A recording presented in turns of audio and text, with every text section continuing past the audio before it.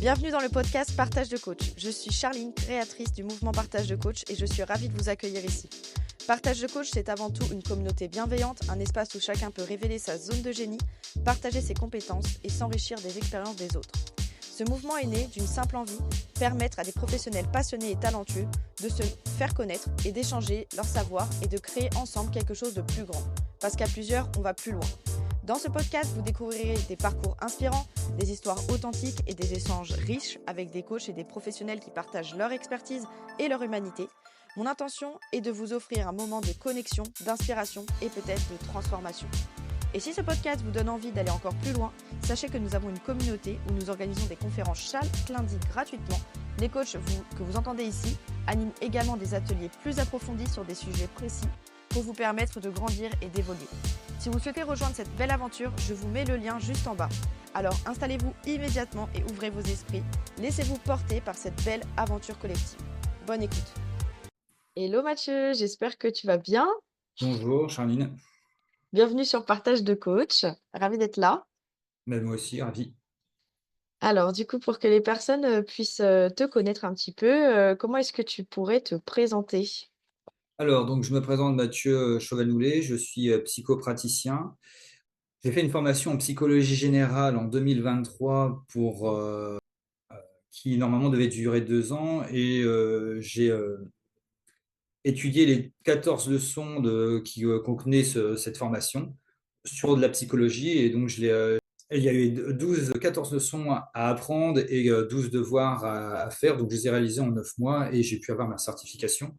Et ça m'a permis, pour moi personnellement, ça m'a rassuré sur le fait que je pouvais devenir psychopraticien. Alors, qu'est-ce que c'est que psychopraticien? À la grande différence d'un psychiatre ou d'un psychologue qui, eux, sont de fait psychothérapeutes, le terme de psychothérapeute est un terme qui est maintenant protégé depuis 2014. Avant, n'importe qui, euh, en comptant les psychiatres et psychologues, pouvait se déclarer psychothérapeute. Donc, ça pouvait être le boucher traiteur ou un chef de projet. Et après 2014, ça a été un peu plus difficile. Donc, moi, je suis psychopraticien. J'ai le projet par la suite, et là, je commence à mettre en place, j'ai mis en place plutôt, les, euh, les démarches administratives pour démarrer des études de psychologie. Donc, dans différentes universités, notamment en distanciel à Paris 8. Et je me forme toujours en lisant des livres. Donc ça, c'est mon activité principale. Et il faut savoir qu'en 2019, tout en démarrant une activité tout autre dans le commerce, je me suis intéressé à l'astrologie et au tirage de cartes, aux oracles. Pas au tarot, mais aux oracles uniquement. Et ça, je l'ai développé au fur et à mesure. Il faut savoir que j'ai appris l'astrologie de manière autodidacte. J'ai eu des conseils, des outils une astrologue que je pourrais saluer, qui s'appelle Marie-Christine, qui vit à Toulon, m'a beaucoup aidé sur le développement de cette communication. Pour moi, c'est une forme de langage, l'astrologie. Et les cartes, je les fais très, très régulièrement dans des bars à Lille, parce que je travaille beaucoup en extérieur, pas chez moi forcément, parce que j'ai besoin d'être d'être à l'extérieur de mon monde clos pour pouvoir justement être au contact de la foule et travailler, mais discuter aussi. Et donc, j'avais toujours mon jeu de cartes avec moi et je pouvais tirer les cartes gratuitement à l'époque à des gens pour pouvoir me développer mon côté intuition. Je reviendrai sur le terme d'intuition parce que c'est un terme qui est un peu fourre-tout maintenant. Donc voilà mon parcours de fait dans 2023 psychopraticien et j'avais déjà d'autres outils à l'époque et j'en ai développé d'autres par la suite pour pouvoir aider ma patientèle. Et quels sont les outils du coup que tu as développés aussi? Alors, ça a été assez étrange, mais il faut savoir que donc en 2019, j'avais une situation professionnelle assez compliquée et j'assistais à des ateliers d'écriture avec un monsieur qui s'appelait Pierre, qui était fort sympathique. Et pendant 3 ans, j'assistais à ces ateliers-là où on faisait des cadavres exquis. Et j'avoue que écrire 10 minutes en utilisant quelques mots, des adverbes, des adjectifs, des noms propres, des noms communs, des noms de couleurs, on pouvait produire du texte. Et ça m'a beaucoup aidé. Alors, il faut savoir, entre guillemets, que depuis 2016, j'avais démarré le projet d'écriture d'un roman. Et ça m'a beaucoup aussi apporté la lecture et l'écriture. Et je me rends compte que bah, l'art-thérapie peut être une forme d'aide que je pourrais développer, que j'ai pas encore fait, mais comme encore hier, j'ai fait un tirage à une patiente et je lui voilà conseillé d'écrire, pas forcément d'écrire une nouvelle, mais d'écrire deux, trois phrases ou pendant 10 minutes sur des choses qui lui ont fait du mal. Et après, le papier, vous le déchirez, vous le brûlez, peu importe. Mais c'est vraiment comme le dit très bien Céline, le romancier, c'est il faut poser sa peau sur le papier. Donc ça, c'est l'art-thérapie et ça, je le propose. Alors, bien évidemment, l'écoute active, c'est un vaste sujet développé par Carl Rogers. J'ai acquis un livre dont je pourrais un peu me spécialiser. Et bien évidemment, les TCC, donc c'est une thérapie qui est beaucoup plus liée à la psychologie comportementaliste, qui est très intéressante aussi. Et j'ai là aussi acquis un livre que je suis en train de terminer. Alors, voilà un peu ce que je propose à mes patients. Donc vraiment, vraiment le côté écoute active de leurs problématiques et d'y répondre. L'astrologie est pour moi, pour répondre à ta question, un outil type test de personnalité projective. C'est un peu comme si le thème astral d'une personne, je ne sais pas si vous voyez ce que c'est, mais le thème astral d'une personne, c'est un peu pour moi comme un résultat de test sanguin.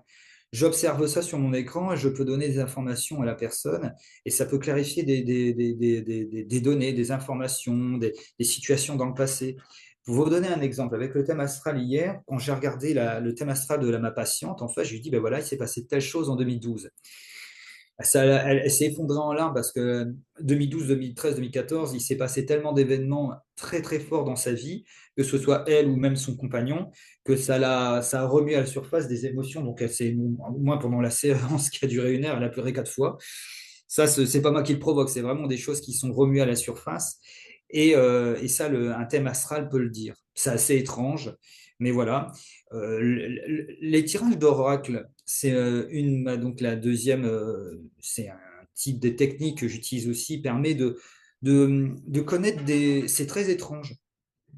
Avec les oracles, on peut remettre à la surface des émotions ou ce qui se passe actuellement dans la vie d'une personne. Je tire les cartes, je lis les cartes, et là je dis, voilà, il se passe là, exactement dans votre vie, où il va peut-être se passer ça, et ça permet à la personne de se souvenir, par exemple, de clarifier certaines choses ou se remémorer des choses du passé qui ont été enterrées et dont on a oublié. Je vais vous donner l'exemple. Une fois, j'ai fait un tirage de cartes à une jeune femme et j'ai vu, je dis, bah là, je vois une poupée écrasée par les pneus d'une voiture. Cette personne m'a confié que quand elle était enfant, elle avait assisté elle avait assisté à une catastrophe, enfin une catastrophe, c'était pas vraiment une catastrophe, mais elle a assisté à un incident, je dis bien incident, une voiture qui a failli renverser ses deux sœurs. La voiture a été démolie, mais le conducteur à l'intérieur n'a rien eu et les deux sœurs étaient indemnes. Donc c'était plus de peur que de mal, mais ça l'a traumatisée. Elle me l'a dit, alors qu'elle voulait juste faire un tirage comme ça banal. Je lui ai sorti cela. Elle m'a dit, mais moi, prendre la voiture, pour moi, c'est terrorisant. Je dis, mais vous avez un trauma, en fait. Et ça peut se guérir au final. Donc voilà, pour faire clair, je suis psychopraticien, j'utilise la psychologie, l'écoute active, les TCC, l'astrologie et les tirages de cartes et l'art-thérapie. Donc voilà, j'ai plusieurs outils thérapeutiques. Et les outils thérapeutiques, vous en avez des millions, en fait. Oui, ok, merci déjà pour tout ça. Et je voudrais savoir d'un point de vue aussi plutôt personnel par rapport à ton développement, si on prend ta vie depuis toi tout petit à aujourd'hui, comment est-ce que tu as évolué? Quel est ton parcours personnel? Alors, euh, je viens d'une famille. Alors, j'étais un enfant très timide et il faut savoir que depuis, même quand j'étais dans le ventre de ma mère, cette dernière a eu malheureusement le malheur d'avoir fait sa vie avec un homme alcoolique. Donc ça se ressent même au niveau prénatal, si on peut, si je dis, peut-être que le terme n'est pas bon, mais oui, prénatal. Et ça, même un ostéopathe me l'a dit. Ça, c'est quand même incroyable. Et donc, si vous voulez, pendant les 4 premières années de ma vie, j'ai pas eu une image parfaite du père. Et sans rentrer dans les détails, bon, après, ma mère s'est très vite échappée de ce carcan. Elle a retrouvé un autre homme qui est devenu mon beau-père, qui est devenu mon père adoptif, hein, que je chéris et j'adore. Mais j'étais un garçon très timide et très enfermé sur moi-même. Et j'ai détesté mon enfance pour plein de raisons, notamment par le fait que ma mère avait un côté très autoritaire et surtout que j'aimais pas du tout l'école. Alors j'ai essayé de me démerder comme j'ai pu. L'école primaire, le collège et le lycée ont été des étapes de ma vie, on va dire, assez insupportables parce qu'en fait, je n'arrivais pas à m'intégrer au groupe comme je suis quelqu'un, et ça, je pourrais en parler. Ça a été découvert très très tard dans ma vie, mais je suis HPI. Alors, j'aime pas le lancer sur tous les toits, mais bon, ça existe. Il y a bien des gens qui ont des déficiences mentales et ça se repère, on les voit, ils en sont conscients eux-mêmes, mais on les met dans des écoles spécialisées parce sont beaucoup plus lents à apprendre, beaucoup plus renfermés sur leurs prérequis parce que tout ce qui est nouveau leur fait peur. Et vous avez des gens comme nous, donc les HPI, où justement, nous, on a un besoin d'apprendre, de comprendre, de nous expliquer ce qu'on doit apprendre. Par exemple, j'ai toujours été très refroidi par les mathématiques parce que les profs, malheureusement, quand vous faites des études de professeur de mathématiques, on ne vous enseigne pas, malheureusement, la psychologie d'enseignement. Donc, vous avez beaucoup de profs de mathématiques qui ne comprennent pas pourquoi les élèves ne comprennent pas. Ça, c'est un vaste problème. Alors, il aurait fallu leur dire, mais si l'enfant ne comprend pas, c'est qu'il y a un problème dans ta pédagogie. Et si aussi on ne comprend pas les maths, c'est parce qu'on ne fait pas d'histoire des maths. Je ferme le détail, mais en fait, si vous voulez, c'est un peu mon raisonnement à l'époque. Quand j'étais enfant, en CM1, je crois, j'avais posé la question à mon instituteur, mais qui a inventé les maths? Lui-même ne sachant pas répondre parce qu'il n'a jamais eu la formation pour, il me laissait dans le flou. Donc moi, quand je ne comprends pas ou je ne sais pas où je vais, eh ben, je me bloque. Et ça a été cela pendant pas mal de temps. Et quand je suis entré donc à l'université en histoire à l'époque, parce que je ne savais pas trop ce que je voulais faire, j'ai fait de l'histoire comme cela, parce que je voulais devenir officier de police judiciaire.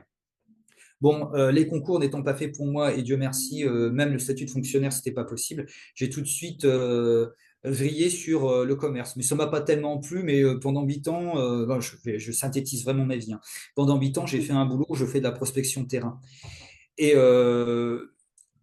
il y a eu quand même un déclic, c'est que en 2015, alors que je suivais énormément l'actualité mondiale, et pas sur les réseaux, on va dire, mainstream, mais sur les réseaux alternatifs, j'étais extrêmement angoissé par les affaires du monde. Et là, j'ai compris qu'on ne pouvait pas changer le monde, on ne pouvait que contrôler que sa vie. Et quelqu'un a eu la brave idée de me dire, Mathieu, pourquoi tu ne vas pas lire des romans tout simplement, pas des ouvrages politiques ou géopolitiques ou d'économie, mais purement et simplement des romans.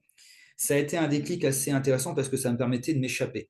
J'avais plein de façons, j'adore les jeux vidéo, j'adore les jeux de rôle, voilà, je suis rôliste aussi. Et par le roman, tout de suite, très peu de temps après, en mars 2016, j'ai lu un roman qui s'appelle Gagner la guerre, où j'ai eu ce déclic de vouloir écrire. Donc là, il y a eu tout un cheminement chez moi d'écrire un roman qui a été très difficile à mettre en place. Et autre déclic important, c'est qu'en 2019, enfin, début 2019, j'ai changé d'activité.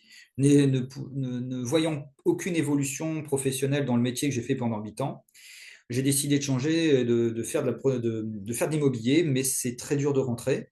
Et pendant janvier, février, mars, avril, mai 2019, ça a été un peu un bouleversement dans ma vie parce que j'avais plus de stabilité et c'était assez effroyable. Et de là, j'ai été voir une numérologue qui m'a dit, Mathieu, pourquoi tu ne tires pas les cartes et tu m'as l'air de t'y connaître un peu en astrologie. Effectivement, j'avais quelques connaissances parcellaires, mais comme n'importe qui. Voilà, n'importe qui sait que ah ben, le lion, c'est un signe très théâtral, mais ça, c'est une connaissance, on va dire, très générale. Et si vous leur montrez un thème astral, les gens sont perdus. Et donc, cette femme a dit, ben, pourquoi n'étudies pas l'astrologie de ton propre fait? Pourquoi tu ne tires pas les cartes de ton propre fait? Alors, la première chose que je lui ai dit, je lui ai rétorqué que j'avais pas le temps et finalement, je me suis dit pourquoi pas. Et donc, comme dans l'immobilier, vous avez une certaine liberté, j'en ai profité les après-midi pour m'occuper aussi. Et donc, j'ai lu 7 ou 8 bouquins d'occasion sur l'astrologie et je me suis formé comme ça en autodidacte. Et les tirages de cartes, comme je l'ai dit aussi, c'est pareil, je faisais beaucoup de tirages de cartes à des gens, un peu partout.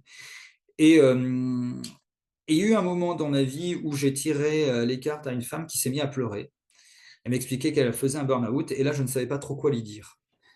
Et je me suis dit, il serait temps peut-être de démarrer. C'était un projet déjà depuis longtemps, depuis 2017, 2018. Je me suis dit, tiens, pourquoi pas la psychologie, ça pourrait m'intéresser.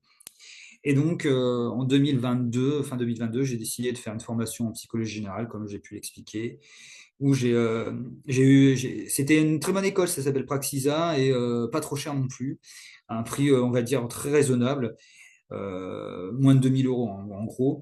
Et j'avais 2 ans pour faire les 14 devoirs et apprendre les 14 leçons. Et j'ai dévoré cela en 9 mois.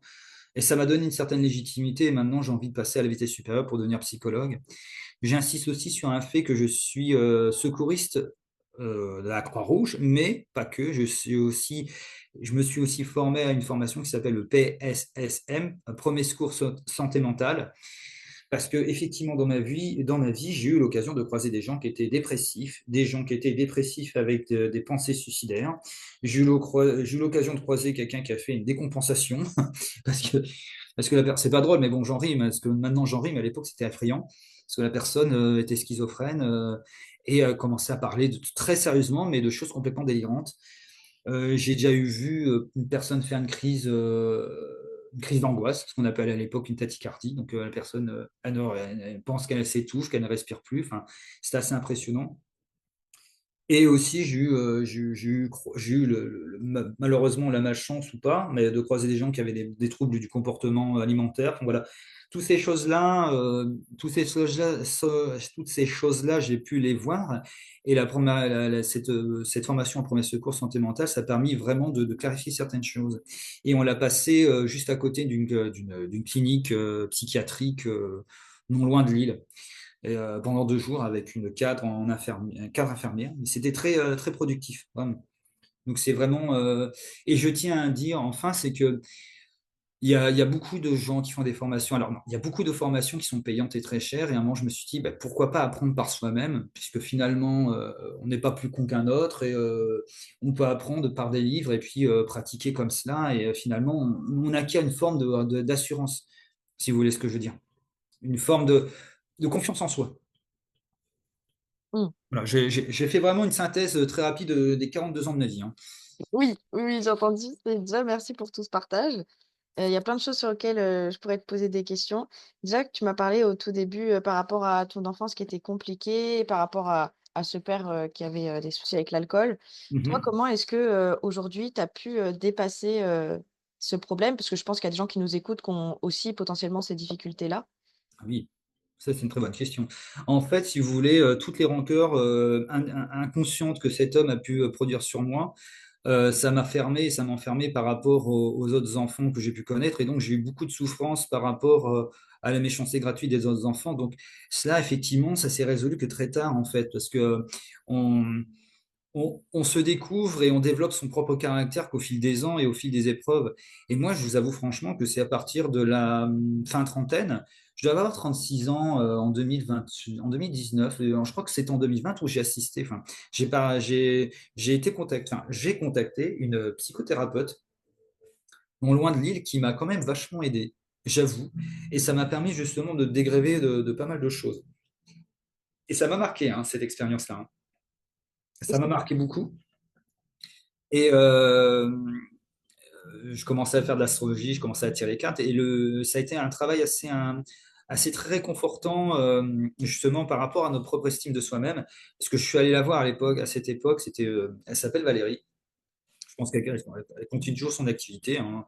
Alors, et une femme très très intéressante qui m'a a déverrouillé chez moi des blocages, notamment sur mon rapport avec les gens, avec les hommes, avec les femmes. Bref, il y a eu vraiment des blocages et puis surtout, elle a nettoyé mon estime de moi-même. Si vous voulez, on n'a pas forcément une estime de soi toujours brillante, une image de soi. Donc c'est vraiment notre caractère, nos valeurs aussi, notre façon de penser. Bon, j'avoue là-dessus que j'ai un état mental qui est clair dans ma tête. Je suis assez lucide, mais c'est vrai que on peut être très sévère envers soi-même et on peut avoir beaucoup. Dans mon cas, par exemple, on peut avoir énormément d'intransigeance envers soi et notamment envers les autres parce que quand j'étais plus jeune, surtout fin d'adolescence et vie adulte, j'avais, par rapport indirectement à la blessure du père, le rejet, l'abandon, voilà, vraiment, c'était ça, hein, suis pas sûr qu'il m'aimait, hein. Euh, mais je vais pas rentrer dans des exemples assez durs. Enfin, je peux en donner un. Mon père biologique a eu un accident de voiture qui l'a rendu hémiplégique. Et à un moment, je me souviens toujours, je me suis posé à côté de lui, il m'a donné un coup de coude. C'était volontaire, hein. Donc ça fait bizarre. Ça construit une structure mentale qui fait que l'enfant va être beaucoup plus, va être dans l'hypervigilance et va se montrer très agressif envers les autres à partir du moment où les autres commencent à vous titiller, à plaisanter sur vous, pas méchamment, mais vous répondez avec une violence et ça m'a toujours été reproché de mes 4 à mes 18 ans. On m'a toujours dit que j'étais quelqu'un de très agressif. Alors ça vous bloque, donc vraiment, si vous ne trouvez aucun plaisir à vivre avec en groupe, avec les autres, bon, surtout au collège, hein, vous vous enfermez sur vous-même. Au lycée, ça allait un peu mieux parce que c'était moins agressif, beaucoup plus de filles, donc beaucoup plus calme, posé, beaucoup moins dans la provocation, dans le challenge. Donc c'était beaucoup plus calme, je trouve, surtout seconde, première, terminale où on se sent dans une atmosphère beaucoup plus posée, bienveillante peut-être, mais c'était vraiment ça. Donc là, j'ai pu baisser mes défenses. Mais finalement, il a fallu un travail de psychologie des profondeurs, de se remettre en question. Enfin voilà, c'était très dur. Et donc, je rebondis sur cette psychothérapeute qui m'a beaucoup aidé. Et on a tous une image de soi qui n'est pas forcément claire et on n'a pas forcément des valeurs. On a des idées de valeurs, mais on n'arrive pas à les poser, on n'arrive pas à mettre un mot dessus. Mais une fois qu'on y arrive, on arrive mieux à s'affirmer. Et toi, pour toi, quelles ont été, on va dire, quelques clés qui t'ont permis justement, de dépasser cette agressivité, de plus t'intégrer avec les autres? Pour toi, si quelqu'un écoute, voudrait savoir les petites pépites, là-dedans, ça serait quoi? Il y a plusieurs choses. Déjà, il y a l'amour de l'autre, hein. Franchement, ça, c'est quelque chose qui est très nouveau chez moi, mais de rencontrer des personnes qui vous estiment et vous apprécient, ça vous apprend à déverrouiller vos défenses, hein. Vraiment, mais ça, c'est très important.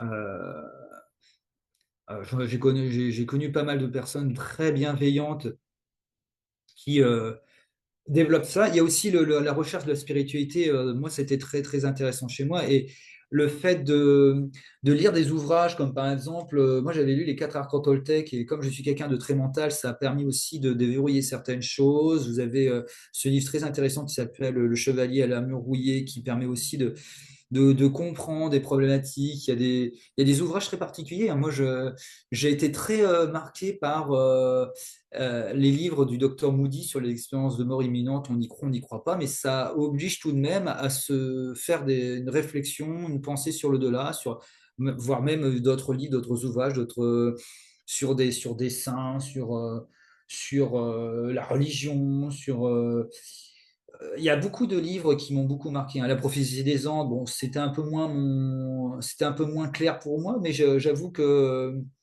c'était surtout les quatre accords Toltec, ça fait parmi des livres ou des personnes qui vous disent des choses. Ça peut être quelqu'un qui vous annonce des messages. Je me souviendrai toujours quand j'avais 17 ans, au niveau scolaire, c'était pas top et tout. Et je me souviens toujours d'une personne qui m'a dit, écoute Mathieu, la vie, c'est pas un parcours de vitesse, c'est un parcours de forme. Alors ça, j'avais trouvé ça génial. J'avais trouvé ça génial. Des thérapeutes, et moi je me souviens toujours, c'était une séance d'1 heure avec un astrologue qui s'appelle Gilles Mulatier. Je fais sa pub, hein. Mais il était très intéressant parce que il avait lu mon thème d'une manière karmique. Et l'astrologie karmique, c'est un truc que j'adore aussi. Et c'était incroyable parce qu'en fin de compte, il s'était vu dans moi. C'est très particulier, mais il a vu les problématiques qu'il a connues dans mon thème. Et il a su me dire des mots qui m'ont incroyablement bouleversé. C'est très clair. Là-dessus aussi, il y a des choses comme ça, mais et c'est pas très agréable parce que des mots, on vous dit des choses. Waouh. Il y a ça. Et vraiment, il y a des personnes, leur sincérité. Donc, s'il y a des gens qui vous aiment, forcément, ils vont être sincères avec vous. Donc, ils vous disent des choses pas agréables, mais si vous êtes assez lucide, vous les comprenez, vous les assimilez et vous essayez de changer, parce qu'il n'y a que vous qui pouvez changer très clairement. Mais ça, c'est très important, hein, c'est le message, hein. Il ne faut pas essayer de chercher à convaincre les gens, mais uniquement laisser le message et après, ceux, ils le prennent et ils en font ce qu'ils veulent. Voilà, j'ai eu pas mal d'expériences de l'ordre du spirituel pendant toute mon adolescence et ma vie d'adulte. J'avais un ancien colocataire qui, bien des années plus tard, je l'avais recroisé. Il était à fond sur l'alchimie avec Patrick Bourg-Echthénas, je ne sais pas si vous connaissez. Bon, c'est un type assez intéressant hein, qui joue beaucoup avec les mots, qui parle de la langue verte, qui est alchimiste soi-disant. Bon, cependant, il dit des choses très intéressantes et c'est très frais.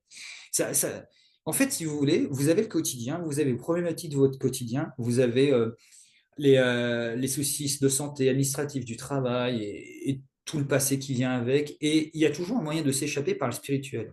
Et le spirituel vous aide à vous échapper du quotidien pour vous recentrer sur autre chose, c'est-à-dire vous, mais par des moyens autres.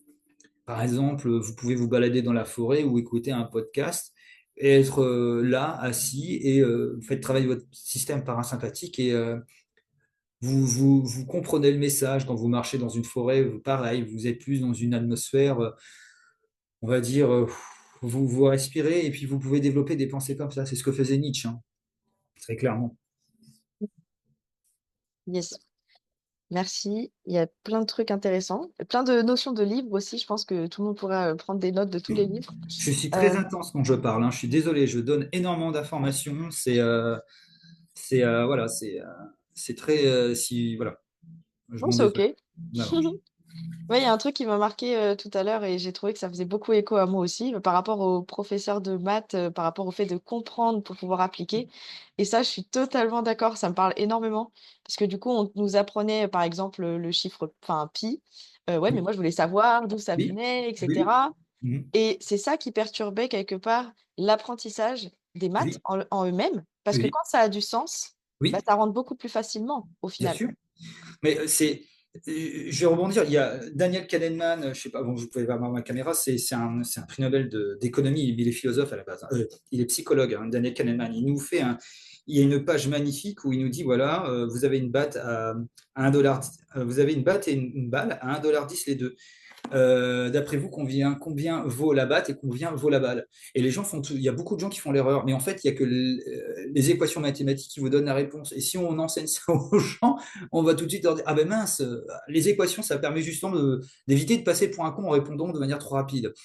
C'est fou, hein, mais et pour le pi, bah, en fait, vous prenez un cercle, vous mettez un marqueur rouge, de l'encre rouge, et vous faites rouler la roue sur elle-même, et vous allez voir que peu importe la taille de la roue, ça va faire toujours 3,14. Et tu sais, 3,14 parce que c'est un nombre infini. Mais il y a une vidéo qui s'appelle Math versus Animation. C'est un Américain qui a fait ça, c'est juste incroyable. En fait, on vous montre les mathématiques, mais de manière animée.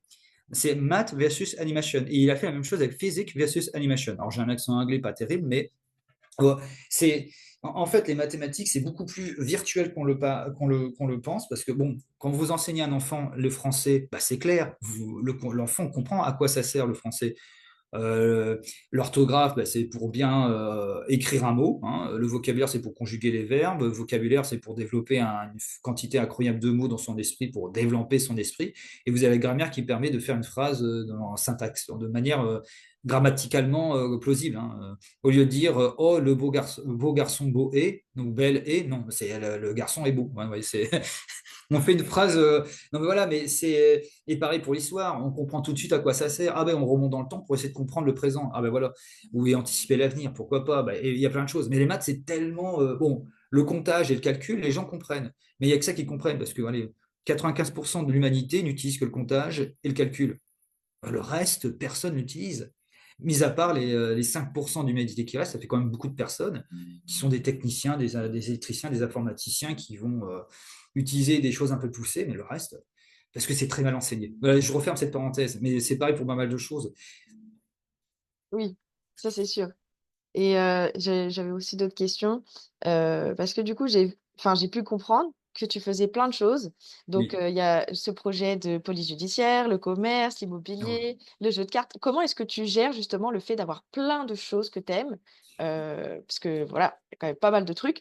Comment tu fais? Il faut remettre un peu de chronologie. Alors, en fait, si vous voulez, j'avais fait des études d'histoire en 2022, si je ne dis pas de bêtises, et l'objectif, c'était à ma licence, oui, c'est ça, c'était de préparer les concours. Donc, j'étais entré en master 1 et 2 à l'IPAC de Valenciennes. Et le problème, c'est qu'à l'IPAC de Valenciennes, ils s'en foutaient complètement de faire des concours uniquement sur la police. Ils faisaient beaucoup de. L'IPAC de Valenciennes n'était fait à l'époque avec le directeur de l'époque pour préparer l'IRA. L'IRA, c'est en dessous de l'ENA. Or, je n'ai pas envie de faire ça. Moi, je voulais devenir flic. Et donc, il n'y avait pas de cours de droit pénal. Donc, j'ai passé les concours, je ne les ai pas réussi. Donc, du coup, je suis passé à autre chose.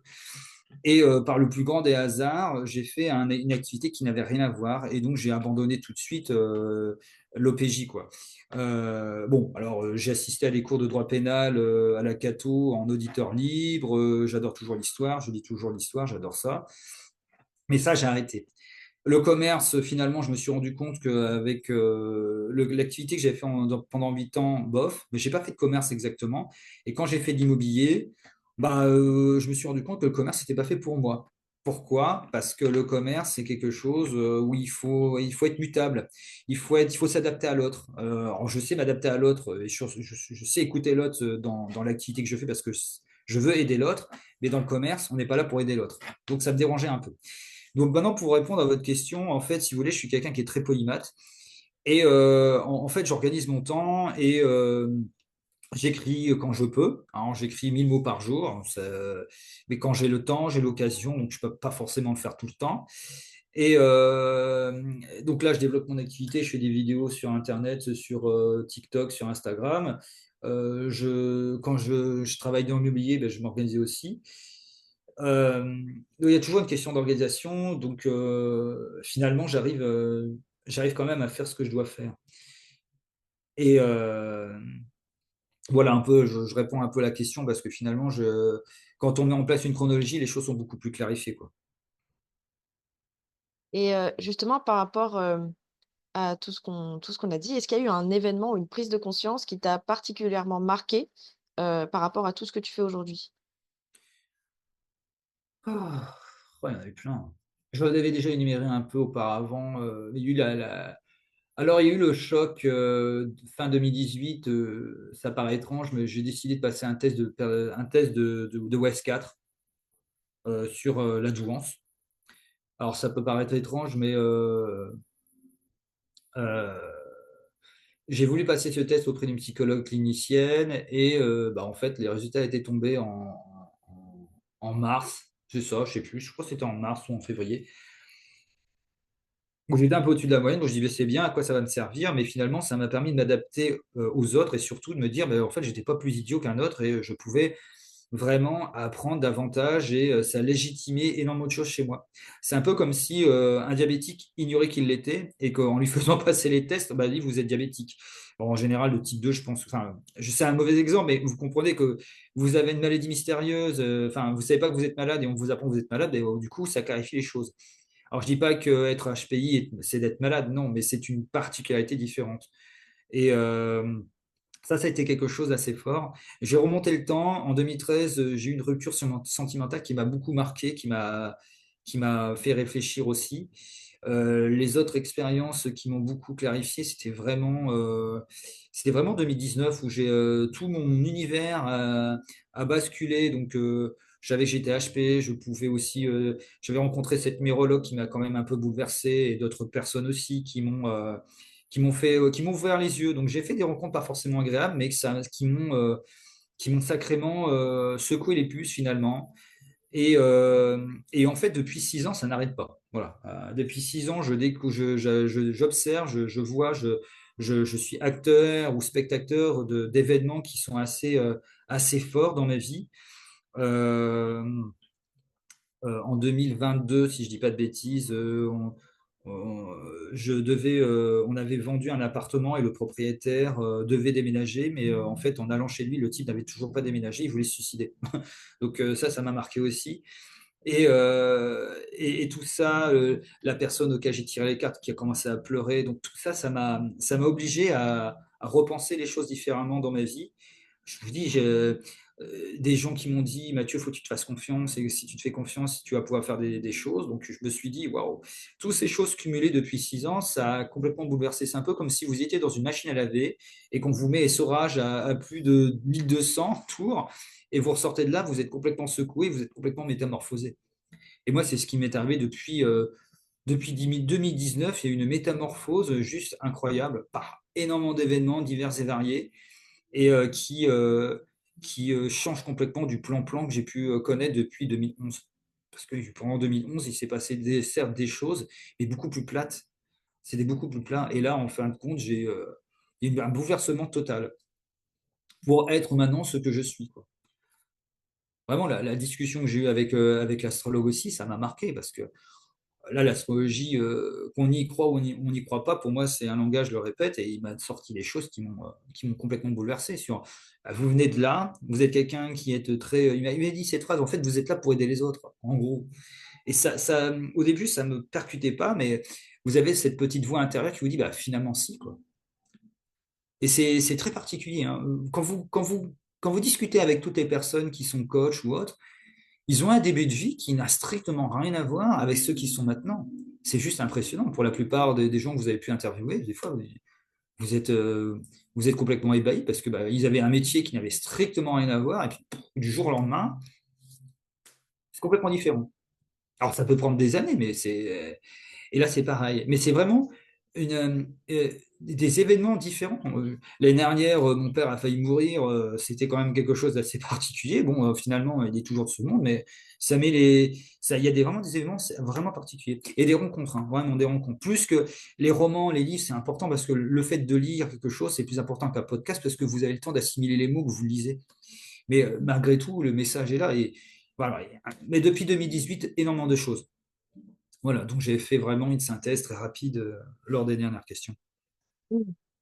Déjà pour expliquer aux auditeurs, parce que du coup, Mathieu, il a vraiment sa manière de parler. Du coup, il me vous voit, mais du coup, c'est hyper, je trouve ça hyper, authentique en tout cas de se respecter et Oui, de rester quand même dans cette forme de communication. oui, Mais du oui, coup, j'avais aussi une question. Justement, tu as parlé de justement croire ou ne pas croire en l'astrologie, aux oui. oracles. Qu'est-ce que tu aimerais dire aux personnes justement qui sont sceptiques vis-à-vis de ça? Alors, je pense, pour moi, l'astrologie, c'est un langage, c'est-à-dire que on va le faire de manière très expéditive. Ça date depuis plus de 600 000 ans avant Jésus-Christ, sans doute depuis les Sumériens, et je pense qu'à la base, c'est une observation du ciel, des astres et de la nature. Il faut savoir qu'il y a de 600 000 ans, 6 000 ans avant Jésus-Christ, voire même 10 000 ans avant Jésus-Christ, on a fait des découvertes archéologiques à Göbekli Tepe en Turquie, qui est un site qui date de plus de 10 000 ans avant Jésus-Christ. C'est même pas un site d'habitation, plutôt un site d'observation ou on ne sait pas trop. Et, euh, et en fait, les gens observaient. Les gens à l'époque n'avaient ni télé, ni radio, ni livre. Ils écrivaient même pas. Donc c'était l'observation de la nature avant tout et du ciel. Et je pense qu'ils ont dû observer des choses. Ils ont dû assimiler des connaissances. Comme ils écrivaient pas, ben, ils pouvaient pas faire une encyclopédie des connaissances parce que voilà, donc ils avaient une connaissance globale des choses et donc tout se transmettait de manière globale. Imaginez un peu quand même avoir une connaissance qui est non parcellaire.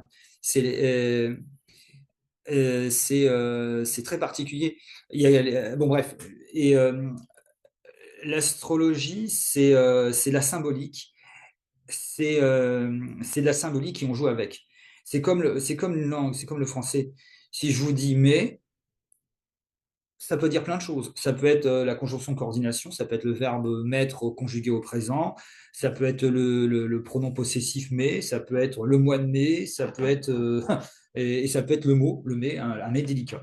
Donc et si je vous dis Saturne, si je vous dis le Bélier, eh ben il y a plein de symboliques derrière. Et le bélier, un signe de feu qui va être plus dans la réactivité, ça symbolise l'affirmation. Et là, on rentre dans un rébus. C'est ça en fait. C'est vraiment une association d'idées et il faut pouvoir les lire. Et quand vous voyez un thème astral, lors d'interview, peut-être vous en présenterez un, vous avez un thème astral, c'est un cercle, et à l'intérieur, vous avez des traits. Bleu, rouge, en grande majorité. Et ça, c'est ce qu'on appelle des aspects. Et ça aussi, ça se lit. Et en fait, c'est la même chose que quelqu'un qui va lire un graphique, qui va lire une radiographie des poumons, enfin bref, la personne qui est spécialisée va pouvoir l'interpréter. Et ben moi, je fais pareil, je fais une interprétation. On interprète un thème.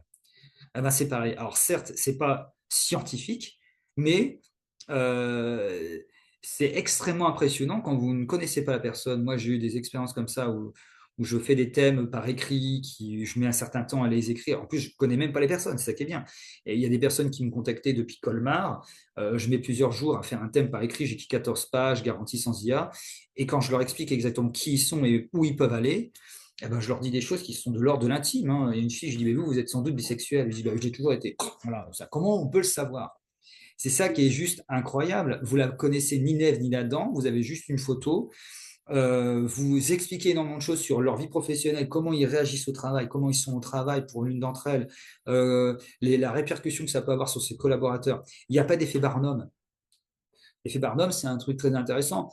Je vais vous dire, vous, Charline, vous êtes quelqu'un de très posé, vous avez des questions, vous êtes très pertinent, vous êtes quelqu'un d'intelligent. Ben, ça, je tape très dans le général. Donc, et vous, comme plein de monde, vont se dire, on se reconnaît, bah forcément. Vous n'allez pas dire à quelqu'un, vous connaissez à peine, bon, toi, t'es un gros con. Voilà, vous l'injuriez. Non seulement c'est pas bon, puis vous l'injuriez. Donc, mais c'est l'effet Barnum, c'est vous êtes tous splendides, vous êtes magnifiques, vous, madame, là, vous êtes bien apprêtée, vous êtes sans doute très coquette et tout. Bah, la personne, oui, bah, ça l'effet Barnum. Et ça marche très, très bien. Mais là-dessus, non. Ça, c'est très puissant. C'est très, Mm. très puissant. Et pour les cartes, je ne sais pas du tout. Je ne sais pas ce que c'est que les cartes. Je, j'ai des visions de plus en plus. Ça, c'est un effet marquant qui m'a touché en 2024, en juin 2024. J'étais en train de remplir une fiche technique auprès de quelqu'un qui voulait vendre son appartement. Et cette personne me connaissait un peu. Il me racontait son projet de partir vivre en Espagne, définitivement, et dans son village natal. Et pendant qu'il me parlait de son village natal, j'ai eu une image, comme si vous rêvez les yeux ouverts. Et j'ai vu un village avec le ciel bleu et les émotions qui vont derrière. C'est-à-dire, j'ai senti derrière la colline quelque chose de vénérable et d'ancien. Et là, j'arrête d'écrire, je dis, écoute, là, Stéphane, il y a un problème. Je vois un truc. Je t'explique. J'ai vu ça. Il me dit, bah, Mathieu, c'est le village où je vais aller. Stupéfaction. Il me montre la photo sur son appareil photo. Je dis, bah, ça ressemble à ça. J'étais un peu déstabilisé par ce que je venais de voir. Et je dis, il y a quelque chose d'ancien et de vénérable derrière. Ben oui, il y a une ancienne église. Et ça, quand je tire les cartes, il m'arrive de voir des flashs comme ça, comme la gamine où je lui dis, écoutez, madame, je vois une poupée écrasée par les pneus d'une voiture. Et c'est là qu'elle m'explique toute l'histoire de voiture qui a failli renverser ses sœurs. Et ça, je ne sais pas ce que c'est du tout. Je ne saurais pas vous l'expliquer. Mm. Mais quand je tire les cartes, là aussi, c'est un rébus. Alors, pareil, c'est un langage. C'est un moyen c'est un outil de focalisation, si vous voulez. Les oracles, les tarots, ben, vous avez des symboliques, les figures mineures, les figures majeures, les, euh, les arcanes majeures, tout a une symbolique, tout est interprétable. Et c'est pareil pour les oracles. Donc forcément, vous sortez quand même des informations et des cartes que vous voyez en face de vous, et vous en tirez une conclusion. Et si vous sentez en plus de ça des images qui vous viennent, alors là, c'est juste hyper percutant. Mais je ne sais pas d'où ça vient. Mm. Je ne pouvais pas me prononcer, mais quand j'ai posé la question à la cadre infirmière, quand elle nous parlait des décompensations, des crises des schizophrènes ou des gens qui étaient en pleine crise de schizophrénique. C'est une maladie, mais c'est des gens tout à fait normaux comme vous et moi. Attention, il y a une excellente vidéo sur Legend, donc il y a le journaliste qui interviewe quelqu'un qui est schizophrène et qui est stabilisé. C'est très intéressant. Et là, c'était quelqu'un en psychiatrie qui faisait un délire, donc il avait des visions visuelles, enfin, il avait des hallucinations visuelles. Et je pose la question à la cadre infirmière, je lui dis, mais les gens qui ont des visions auditives et visuelles, est-ce qu'ils ressentent les émotions derrière? Elle m'a dit tout à fait. Et ça m'a marqué parce que quand j'ai passé la formation, c'était en septembre, et le flash que j'ai eu, c'était en juin de l'année dernière, et ça m'avait marqué ça. Je ne sais pas ce que c'est. Mais voilà. Voilà, en fait, et pour moi, pour répondre vraiment, synthétiser, l'astrologie, c'est un langage, et toutes les formes d'outils, de voyants, de médiums, ce sont des focalisateurs. Ce sont des outils qui permettent à la personne de concentrer son intellect sur des symboles et de sortir une image, de sortir des informations. Je vois ça comme ça. Et moi, j'avais une question parce que du coup, tu parlais beaucoup d'astrologie. Du coup, je me suis dit, vu que moi, je suis bélier ascendant cancer, qu'est-ce que du coup, là, par exemple, tu peux en conclure? Alors, cancer, donc ce serait la maison 7 en face en Capricorne. Donc, rapport à l'autre très sérieux, vous êtes très loyal et vous avez besoin d'une relation très solide et très ancrée dans la matière. Quand vous entrez avec quelqu'un, quand vous êtes en amitié, en amour, en collaboration avec quelqu'un, ça se fait dans les règles de l'art. Ça se fait dans un côté très haut, très loyal et surtout, c'est donnant-donnant. Vous ne donnez pas votre amitié, votre amour comme ça, c'est très dur. Ça vous donne un côté très réservé. Ça donne un côté très réservé à votre assertivité, à votre manière d'être diplomate et de créer du lien avec l'autre, très clairement. Et ça compense énormément sur votre énergie bélier. En face, donc, votre maison 1 est en cancer, c'est l'ascendant, et le cancer, ça va être une énergie très d'empreinte. On est, en fait, vous vivez, vous vivez votre expérience, vous vivez votre affirmation par rapport au passé, à la mémoire que vous avez eue de votre enfance, et vous voyez le futur en rapport avec l'autre. De là, cancer, taureau, gémeaux, taureau. Donc, soit vous avez le soleil en bélier en maison 11, soit en maison 10. Si c'est le soleil en maison 10, vous avez une capacité à développer vous êtes consciente. Mentalement, vous êtes consciente, vous focalisez votre système 2 hein, en intelligence. Le système 2, c'est vraiment la conscience et comment je réfléchis. Tout ça, toute cette énergie, elle est portée vers votre image socio-professionnelle, c'est-à-dire en gros ma carrière et comment je me vois dans la société. Donc en gros, votre soleil serait peut-être en maison 10 et vous, soit en maison 11, mais ce serait soit vous êtes quelqu'un qui a envie de faire quelque chose de sa vie et vous mettez ça en ébullition. L'énergie du billet, surtout le soleil, c'est une énergie d'initiative, de mise en avant de projets, d'autonomie et d'indépendance avec toute la force qui va avec. Il faut voir où se trouve votre Mars. Il faut voir où se trouve aussi votre Lune, parce que vous êtes ascendant cancer, donc beaucoup d'intuition, beaucoup de ressenti. Alors, l'intuition, ça veut dire quoi? Moi, je trouve qu'il y a deux façons de parler d'intuition. Ça peut être des pensées rapides, mais ça peut être aussi l'émotion, l'intelligence émotionnelle, mais ça peut être une autre forme d'intuition qui n'est pas comme le dit Daniel Kahneman avec le système 1, une pensée rapide, intuitive, ce qu'on appelle la pensée heuristique. On est plus, donc on pense tous comme ça, très rapidement, euh, mais il a aussi du ressenti de l'ordre du ce côté intuitif. Je ressens pas cette personne. Je ne sais pas pourquoi j'aime pas ou j'aime cet endroit. On n'est pas dans la logique, on n'est pas dans le scientifique, on est dans quelque chose de ressenti et d'indescriptible. Il y a ça en vous parce que vous êtes une éponge émotionnelle et vous avez besoin de guider les autres. Vous avez besoin de protéger les autres. C'est ça le cancer. Le cancer, c'est la mère et qui va prendre en main l'enfant intérieur de la personne pour le guider. Et vous faites au sommet, c'est-à-dire dans votre vie professionnelle. Cependant, quand vous mettez en relation avec les autres, c'est beaucoup plus dur. Après, je ne sais pas où est votre lune. Alors moi, je connais pas justement, c'est pour ça que j'écoute, je sais pas où sont mes soleils, tout ça, Non. je suis pas très Alors, il douée. suffit d'aller sur Astrothème, de taper votre heure, votre lieu de naissance. L'heure de naissance, vous pouvez la voir à la commune de naissance, dans votre commune de là où vous êtes né. Et ils vont vous donner l'heure de naissance à peu près. Ça ne change pas grand-chose, d'un écart de 10 minutes, ça ne va pas changer grand-chose, hein. Mais déjà, rien qu'avec la date et le lieu, vous avez les planètes. Mais déjà, je trouve ça hyper intéressant parce que, justement, comme tu l'as dit, c'est cette histoire de ressenti, c'est là depuis longtemps parce que Oui. quand il y avait des dissonances entre ce qu'on me disait et ce que je ressentais, c'était très compliqué à gérer, du coup. Surtout quand on n'a pas la conscience de ça, donc je trouve ça hyper, pertinent et très intéressant. De rien. Toi, du coup, qu'est-ce qui te motive profondément dans ce que tu fais? Ah bah moi, c'est aider les autres. C'est aider les autres de différentes manières. Et c'est pour ça qu'en fin de compte, je me suis dit, Mathieu, je vais faire des études de psychologie, mais je suis certain d'une chose, c'est que ça va donner de la théorie, mais il faut de la pratique. Et la pratique, ben, il n'y a pas mieux que de pratiquer soi-même avec les autres. Alors c'est ça qui fait beaucoup peur à des gens avec ce que avec, vous savez, le syndrome de l'imposteur. Et moi, j'ai enfin dépassé ce stade-là. Donc, je me dis, je suis pas plus idiot qu'un autre, comme j'ai dit tout à l'heure. On n'est pas plus, on est intelligent, donc on fait ce qu'on peut avec notre intelligence. Et moi, je me suis dit, voilà, je sais que si je fais des études de psychologie, on va pas me dire, bon, mes petits chéris, on va faire tous une séance de on va faire tous une séance d'hypnothérapie. Non, les mecs, ils vont nous enseigner la psychopathologie, la biologie, les statistiques, parce que bah, ils voudraient quand même qu'il y ait des psychologues chercheurs. Mais moi, je vais faire de la psychologue clinicien. Mais ça, c'est d'ici peut-être 4 ans ou 5 ans. Mais en fait, mon objectif, c'est d'aider les gens et me creuser la tête avec eux, en fait. J'ai eu la chance incroyable de tomber lors de ma formation de premier secours santé mentale avec une psychologue clinicienne, donc je me souviens, qui bosse à Lille et qui, elle avait elle assumait ses différentes thérapies. Elle avait des thérapies qui étaient liées à l'hypnothérapie, elle avait les TCC, enfin voilà, c'était quelqu'un qui a été multifonction et je trouve ça génialissime parce que à chaque problématique, on peut trouver une solution. Voilà, les TCC, vous avez des pensées dysfonctionnelles automatiques, ben, les TCC avec l'entretien socratique permet de vous aider. Vous avez l'écoute active de Carl Rogers qui permet justement de l'appareil de faire un bilan, de vraiment d'écouter les gens, ce qui n'est pas simple à l'écoute active, mais ça permet vraiment énormément de choses. Ça, je vais le développer ensuite.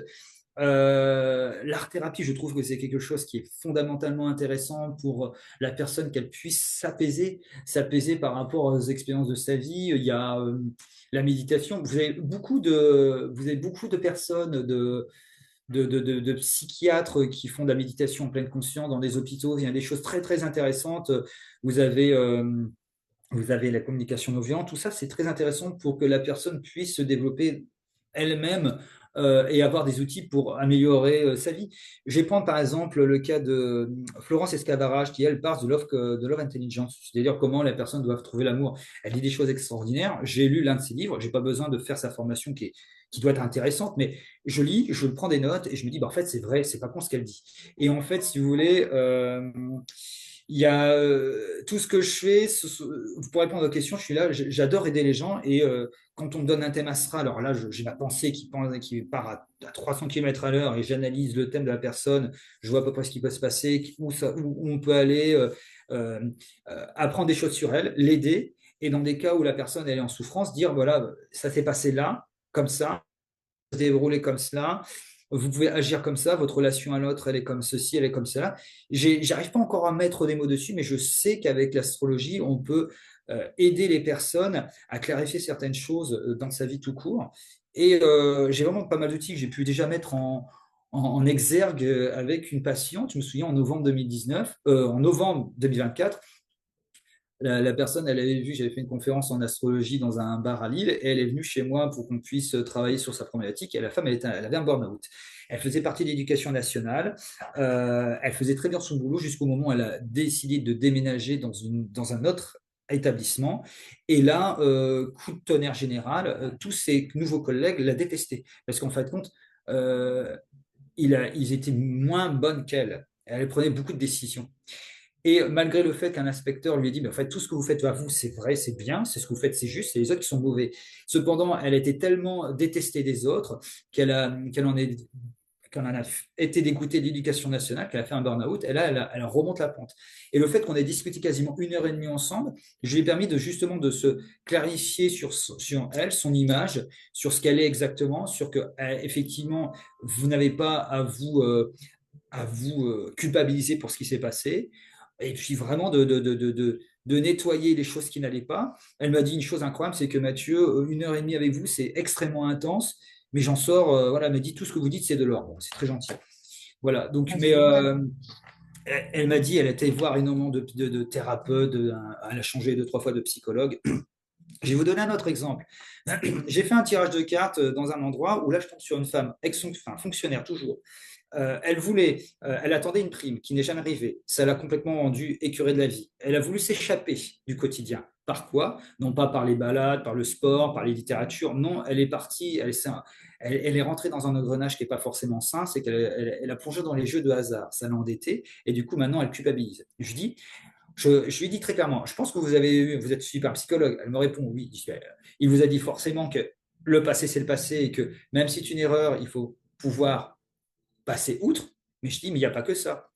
Écrivez pour cracher de cela, ou moi j'aurais bien voulu qu'elle me suive, mais il dit voilà, faites du sport ou marchez, ne vous isolez pas, parler à votre thérapeute de tout ce qui de tout ce qui va pas dans votre vie, mais le balancez pas à tous vos amis parce que vous allez leur faire peur, mais continuez à être entouré parce qu'il ne faut pas vous isoler. C'est vraiment très important en plus quand on est dans une phase dépressive. Mais vraiment marchez, faites un peu de sport parce que malgré tout, l'activité physique va résorber quand même certaines choses au niveau de la dépression. Alors, voilà. Et toutes ces choses-là, je vais rajouter. Et en fait, son psychologue lui a dit simplement: «Oui, non, mais le passé, c'est le passé». Mais ça suffit pas. Du coup, toi, est-ce que tu as des projets ou des rêves d'ici, quelques années, ça serait quoi? En fait, je voudrais vraiment me stabiliser au niveau de mon activité pour que ça puisse bien démarrer et si vraiment j'aurais, mon objectif, ce serait de terminer mon roman et de faire une saga, où justement je vais parler de personnages qui ont des problématiques, psychiques et communs à tout le monde et qui pourront peut-être les résorber. Mais ça, ce serait déjà un projet. J'ai d'autres projets en tête. Imaginons, ça se passe bien et que je décide de faire un doctorat en psychologie, ou alors, pourquoi pas, comment enseigner les mathématiques aux adultes qui n'ont rien compris, voilà. Histoire de faire un sacré pied de nez aux, aux facs de maths qui, en fin de compte, produisent des gens qui vont faire des mathématiques. Et j'ai rien contre, hein, mais c'est fascinant, mais on comprend pas. On comprend pas ce que c'est. Et vraiment, on peut enseigner les maths de manière différente. C'est un projet comme ça, mais j'en ai plein d'autres, hein. Je voudrais créer un système de jeu de rôle. Voilà, mais vraiment, le plus important, c'est vraiment développer mon activité pour en vivre et vraiment aider les gens. Donc, j'ai plein de choses. Je décide de démarrer des études de psychologie. Vous rendez-vous en compte, je sais plus parler. Rendez-vous compte, j'ai 42 ans, donc, mais je vais démarrer des études à nouveau. Mais je ne vais pas m'arrêter là d'ici 20 ans, hein. J'ai vraiment envie de continuer et de mettre en place des projets d'écriture parce que j'adore ça, j'adore écrire. Et quand je fais des thèmes, je fais deux types de thèmes astrologiques. Je fais des thèmes qui durent 1 heure où je fais de l'oral ou d'autres où c'est écrit, où là j'écris moi-même. J'adore ça. Donc pour répondre à votre question, ben, développer mon activité, peut-être devenir psychologue, c'est un projet aussi. Terminer mon roman et d'écrire vraiment une saga où des personnages évoluent au fur et à mesure, parce que c'est intéressant, des personnages qui soient faillibles, hein, des personnages qui ont des qualités et des défauts, parce que des personnages trop lisses à la Tintin, ben, c'est pas intéressant. Voilà, et vraiment partir là-dessus, ce serait vraiment un plaisir dingue. Et peut-être après, je ne sais pas, mais li- j'avoue, j'ai une revanche à prendre sur sur l'éducation nationale. J'étais très piètre mauvais élève, j'étais un mauvais élève. J'ai redoublé 4 fois et dont une fois à l'université. Et donc, rien que au niveau de mon français, j'ai pris ma revanche. Et je sais qu'un jour, je vais faire la même chose sur les maths. Parce qu'en fait, j'ai l'impression qu'il y a un gros problème dans la formation des profs, c'est qu'ils n'ont aucun cours de psychologie de l'enseignement. 2, 3 heures sur qui est Jean Gianet, Jean Piaget plutôt, et comment enseigner, c'est pas compliqué, hein. Les anciens l'ont toujours compris. Pourquoi l'occulte existe? Pourquoi l'astrologie existe? Parce qu'en fin de compte, ça vous permet de découvrir des choses par des épiphanies, par les symboliques qui se découvrent en alchimie, enfin, bon, en alchimie, dans l'occulte. L'occulte, pourquoi c'est caché? Parce que ce sont des connaissances qui ne sont pas volontairement dites, mais vous les découvrez par vous-même. Ce qui fait que quand vous découvrez quelque chose, vous comprenez mieux l'essence d'une idée, d'un art, d'une science, quand vous découvrez vous-même. Si vous-même vous découvrez que, je ne sais pas moi, une équation mathématique ou vous découvrez par expérience une propriété, un théorème physique, bah, vous la comprenez, vous la saisissez. Je ne sais pas si vous comprenez ce que je dis. Enseigner par l'expérience, c'est très intéressant. C'est par les épiphanies, par les découvertes qu'on fait, hein, par les révélations qu'on a par rapport à telle ou telle chose. C'est par l'expérience. Vous avez la pratique et vous avez la théorie. Entre les deux, vous avez l'expérience. Vous ne pouvez pas vivre que de théorie. Si vous avez un doctorat en économie, c'est pas pour autant que vous allez pouvoir monter de société. Vous comprenez? Et si vous êtes un mec qui n'avait aucune étude, vous faites votre business, bon, vous allez garer plus que celui qui a fait des études pour faire du trading, mais au moins vous avez un sens pratique hors du commun, mais vous pendez de la théorie. Bah, c'est pareil, il faut les deux. Si tu pouvais revenir en arrière, est-ce qu'il y aurait quelque chose que tu ferais différemment? J'aurais démarré des études de psychologie plus tôt. Mais avec la grosse problématique, ce serait que comment, avec la mentalité de l'époque, quand j'avais 23 ans, comment j'aurais pu, comment j'aurais pu comprendre la psychologie. Ça aurait été complexe. Et je me demande qu'en fin de compte, j'ai changé plusieurs fois euh, cette question dans ma tête et finalement je me dis, bah, en fait, je pourrais rien changer parce que je ne sais pas dans quelle situation je serai aujourd'hui. Et donc, c'est pas plus mal. Donc, je changerai rien au final. C'est toujours marrant, à chaque fois que je pose cette question, les gens, font toujours un peu la même chose. Mais finalement, j'ai rien changé, c'est ça? Oui, à chaque fois, c'est: «Beh, non, mais je peux pas changer, mais je voudrais quand même changer un truc». Ah, moi, je ne veux rien changer du tout, parce qu'au final, ce serait plus catastrophique. On n'a pas la même maturité, hein. Moi, c'est tous les étudiants en psychologie. Vous vous rendez compte, il y a des gens qui ont, imaginons, vous avez 17 ans, vous avez votre bac, 5 ans plus tard, vous avez 22 ans, vous êtes psychologue. C'est un peu quand même, au niveau expérience de vie, ça fait vachement léger. On est d'accord là-dessus. Après, vous avez toute votre expérience à faire, mais c'est vrai, quand vous démarrez, waouh! Je dis pas qu'il faut pas interdire les études de psychologie à des jeunes adultes, mais c'est vrai que l'expérience de vie fait que bah, vous prenez les choses de manière très différente, hein, quand vous avez 40 ans. Non, non, même quand vous avez 30, hein, c'est pas, on tombe pas amoureux à 20 ans de la même manière à 30 ou 40 ou 50. C'est ça que je veux dire. Ça. Et toi, qu'est-ce qui te rend le plus fier aujourd'hui? Bah, tous les progrès que j'ai pu réaliser depuis ces 6 dernières années, faut quand même le dire. J'étais un homme mal dégrossi dans ma tour d'ivoire, hérissé de piques, envoyé chier agréablement tout le monde. Et aujourd'hui, ça s'est quand même sacrément, on va dire, bousculé là-dedans, même physiquement, même au niveau de mon affirmation personnelle, au niveau de mon assurance, de ma confiance en soi, notamment par l'écrit, par l'oral. Ce n'est pas à rien si le fait d'écrire, ça m'a apporté beaucoup de choses aussi. Je rebondis sur une phrase de Bernard Werber. Il a dit, mais le fait d'écrire, ça c'est très fort, le fait d'écrire vous ôte 25 ans de psychanalyse. Il a dit dans un atelier d'écriture qu'il a fait sur YouTube, et c'est vrai, alors j'ai rien contre la psychanalyse, mais bon, après, j'ai lu des œuvres là-dessus qui m'ont sacrément refroidi, mais c'est vrai que euh, il y a plein de thérapies et bon, je rebondis là, je m'écarte du sujet, mais voilà, en gros, je suis assez fier de je sais où je vais. Je connais le sens de ma vie, je sais où je vais exactement maintenant. Ça n'a pas été simple, hein. Ça n'a pas été simple parce que finalement, on sait pas où on va, puis finalement, on prend un choix, mais c'est pas le bon. Alors, on change de chemin en contrepartie, ça peut agacer des gens, mais finalement, c'est où je vais, quoi. C'est vraiment pas simple du tout, mais j'en suis assez fier. Finalement, je l'ai fait moi-même. C'est triste les gens auxquels on leur décide tout à l'avance. C'est très triste. J'ai rien contre ce genre de vie, mais c'est pas agréable au final. Tandis que quand c'est vous qui disiez, bah, je veux faire ça. Allez, bah, bah non, bah, si, je veux le faire. Vous êtes natif du bélier, c'est très difficile de vous donner des ordres, hein. Moi, j'ai une lune en bélier, je suis balance. Donc, instinctivement, j'ai envie de faire quand même des choses qui me plaisent. Donc, voilà. Mais voilà un peu ce qu'il en est. Yes. Et du coup, si les personnes qui viennent d'écouter, veulent, suivre, tes aventures ou te contacter, par où est-ce qu'on peut passer?